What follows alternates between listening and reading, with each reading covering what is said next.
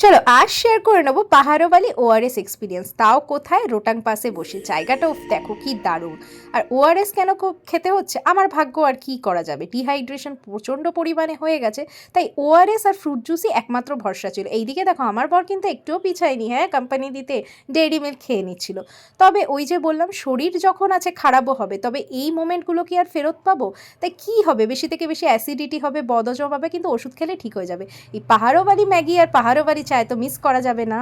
আর খেতেও অসাধারণ, সঙ্গে জায়গাটা দেখো কি সুন্দর, কমেন্টে জানিও কেমন লাগলো। আর তারপরে তো ওই সুন্দর পুচকুগুলোর সঙ্গে দেখা হয়ে গেছিলো। আর পুচকুগুলোকে দেখো কত কিউট না? তবে সব পাড়াই দেখছি একটা করে ডন থাকে, দেখো কি জ্বালা, কিছুতেই একজনই সব খাবে, কাউকে খেতে দেবে না। তারপরে তো এই শান্ত বাচ্চাটাকে দেখো, এ তো পুরো আমার মতন, দেখো ফটোজেনিক, কি সুন্দর পোজ দিয়ে ফটো তুলছে। আর দেখো সারা জায়গায় মানে ভিডিওতে কনসেন্ট্রেট করছে। কি মিষ্টি না? ভিডিওটা ভালো লাগলে অবশ্যই কিন্তু লাইক শেয়ার সাবস্ক্রাইব করে পাশে থেকো।